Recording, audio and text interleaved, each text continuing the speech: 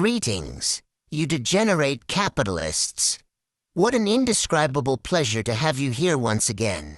This select group of brilliant minds who preferred to waste their brains trying to understand macroeconomics and markets, instead of sharing dance videos on social media, or liking stories of girls you'll never be able to date. You're smarter than 99% of humanity. And I say that with zero irony. Well, at least that's what I hope.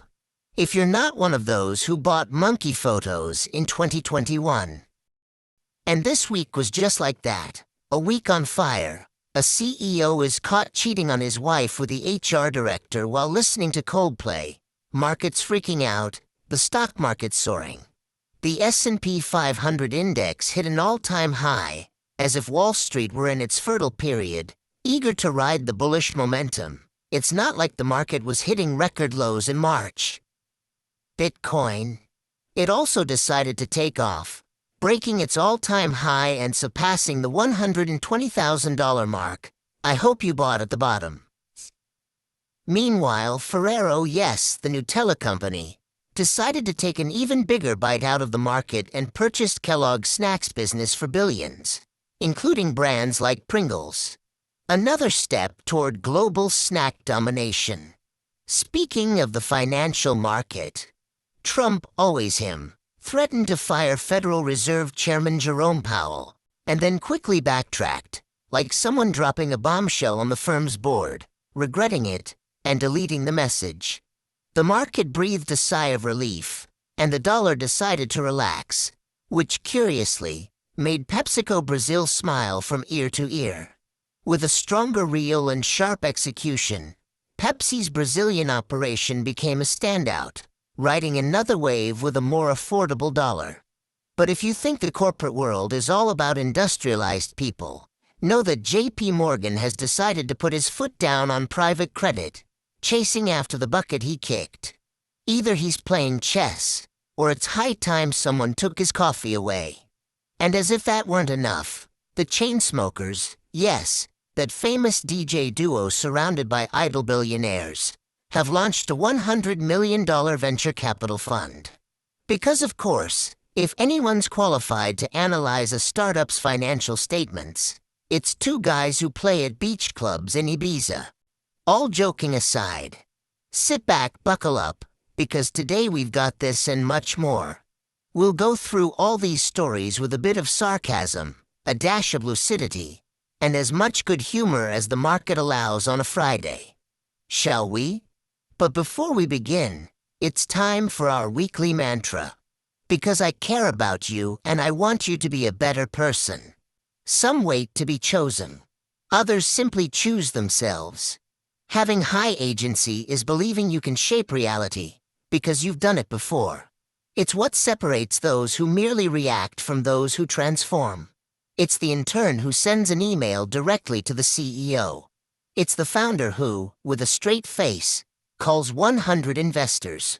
It's the professional who doesn't say it's not possible. He asks, how do I make it possible?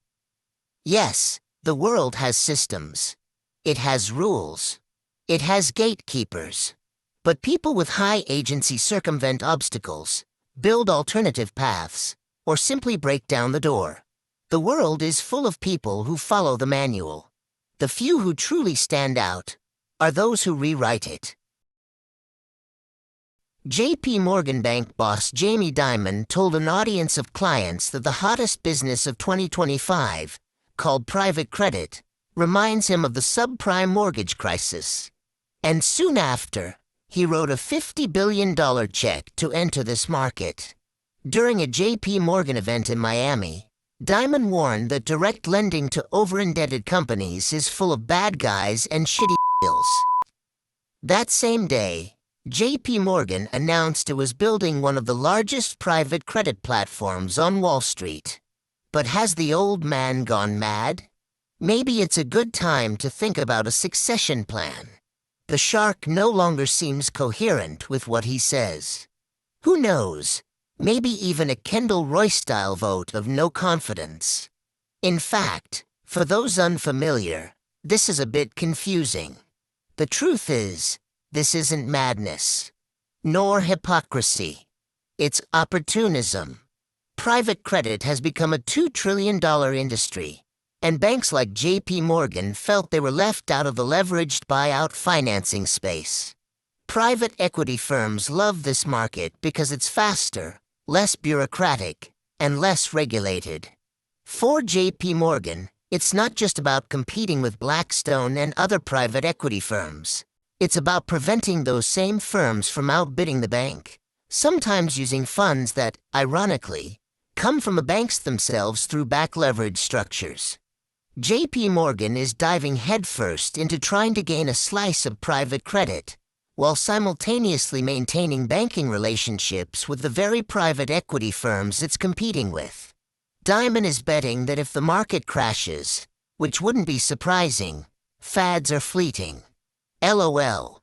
JPMorgan will be the one buying the bad loans at a discount. Until then, the bank is offering clients a wide variety of options. Bottom line, Jamie Dimon isn't holding anyone back this year. First, he openly criticized the predatory recruitment of the bank's newly hired analysts by private equity funds, halting that process for now. Now he's going after private credit, competing with some of the world's largest clients. And JPMorgan may be in the best position to win, right at the top of the Wall Street food chain, offering a more complete package directly from its own balance sheet. Private credit may be a ticking time bomb, but Jamie's plan is to ride that wave before it explodes.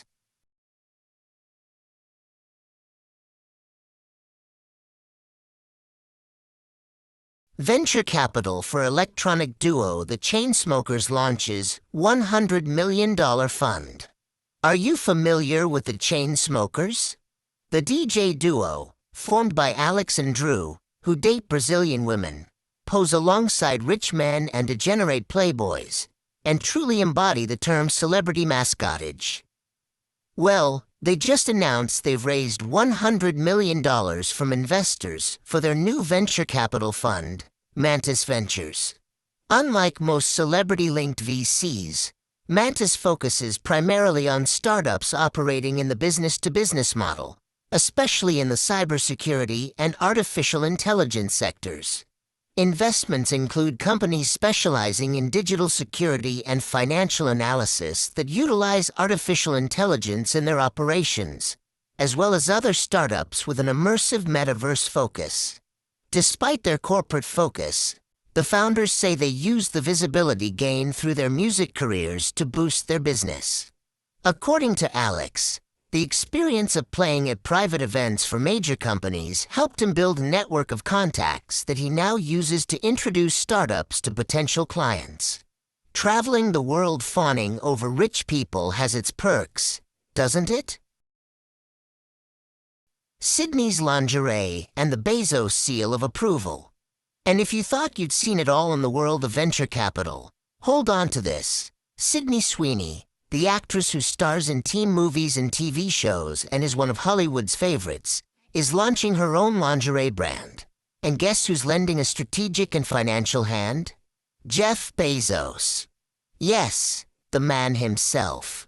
The richest bald man on the planet, the alternative bodybuilder, the man who could have taken his girlfriend but chose to marry a single mother in her 50s at a party in Venice where Sweeney herself was a guest. It seems the good relationship between the two was a harbinger of things to come. And the move makes perfect sense. In a world where celebrities become brands, and brands become money-printing machines, the new trend is to have a label to call your own. Hailey Bieber with Rhode, Kim Kardashian with Schemes, and now Sweeney wants her slice of the pie. Deep down, they all want the same thing: creative control, equity, and to walk away with a big check in hand. And it has everything to work out. If I were a woman, I wouldn't trust another celebrity to dictate my bra choice.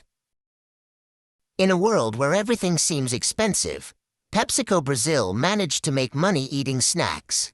And it wasn't by raising the price of Ruffles or Gatorade. The secret this time came from across the Atlantic. It turns out that the weaker dollar in recent months, compared to emerging markets, has practically become a luxury product for the multinational operating in this region. With the U.S. currency melting like ice in the summer sun, importing inputs has become cheaper, and the margins of the Brazilian operation have a smirk on the corners of its mouth. Oh, but what about consumption, which is a bit weak? No problem. PepsiCo managed to balance this with cost cuts, operational efficiency, and increasingly sharp logistics, almost as if the potato were rollerblading from a factory to the market. In the corporate world, this is what they call executing well in emerging markets. Here abroad, we call it winning by shouting. And that's exactly what it was. While competitors were still holding meetings to decide which new Doritos flavor would come out, Pepsi was already surfing the exchange rate effects with a surfboard on a sea of toddy chocolate. In the end, the Brazilian operation became a highlight in the company's global report, and all this at a time when the country is far from being in its honeymoon with foreign investors. Bottom line: weak dollar plus smart logistics in emerging markets equals happy Pepsi. Brazil continues to be fertile ground for those who know how to operate. And yes, this may be the first time a multinational is grateful for not having its entire operation dollarized. If inflation made you stop buying Lay's, at least you can console yourself. It was for a good cause. Yes, my friends.